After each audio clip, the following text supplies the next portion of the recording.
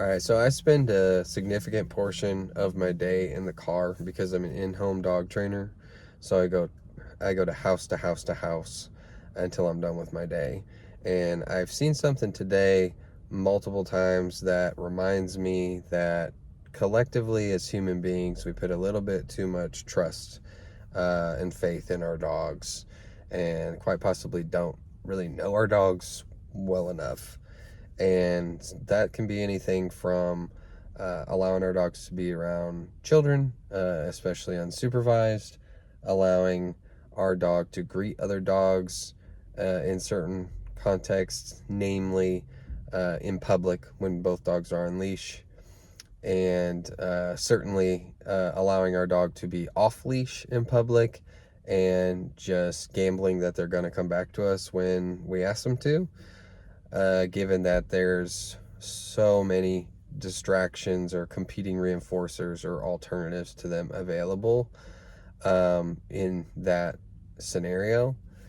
But what I'm seeing today, probably 2 or 3 times, is people driving around in their car with their dog hanging out the window, with the window all the way down into the door. The window is 100% of the way down into the door. And I just can't think of a good reason why you need to have your window all the way down. Because when you do that, it creates a non-zero chance that your dog is going to end up outside of the vehicle. Especially when you're going 50, 60 miles an hour. So it's definitely like it comes from a good place where like you love your dog. Like I wear long sleeves all the time, but it's not a good angle. Super awkward angle. I mean, I love dogs. This is what I do for a living because I can't not. Like I can't bring myself to do anything else. But for me, it's just not worth the risk to do something like that. For me, it's not worth the risk to have a dog off leash in public and not have a lifeline to them. Because if there's any chance that my um, failure to take precautions or like use some mitigation like techniques can cause their death, then I'm not going to do it. It's not worth it to me. And the same thing goes for riding in the car. So if you're going to have your window down, you like, I would recommend, who am I, but like, I would recommend that you don't roll your window down any more than like what enables your dog to get their head like outside of the vehicle, maybe their head and their neck, and that's it. Like to the point where when they try to duck back into the car, they don't get their head stuck. That's going to be a little like that's going to be a little too restrictive, but you know you don't have to go full bore with it.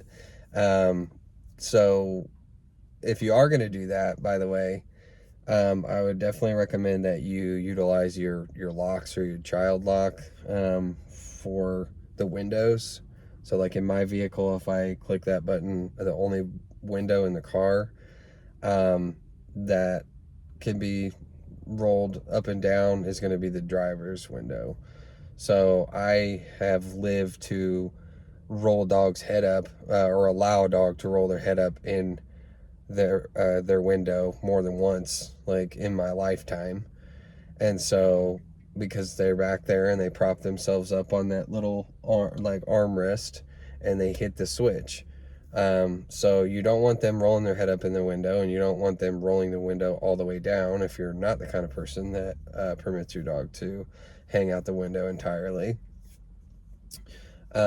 Because then it is going to go all the way down and they can fall out or jump out. If you're going to secure your dog in the vehicle, which is definitely a good idea, speaking as somebody who has flipped a vehicle upside down before.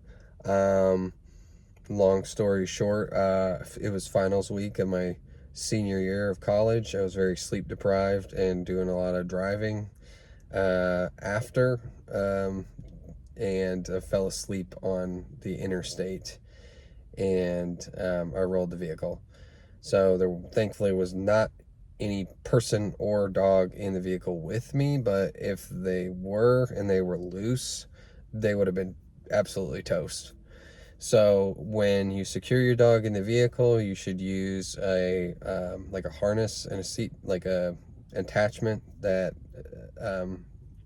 can be utilized as in the seatbelt, or use an airline carrier, use a crate.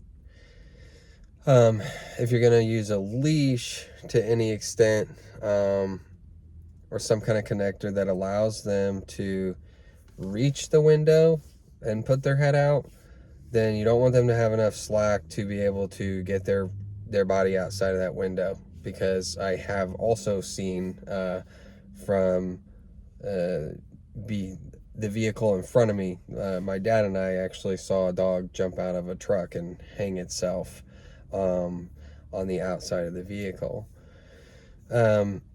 So those are all things to think about. Like, that's my ranting PSA today. Like, it comes from a good place. It comes like from a well-intentioned place. You like your dog to experience freedom and, like, you know, happiness, if you will, and like contentedness. But just you need to do a risk-benefit analysis and just make it an informed decision from there. So, thank you.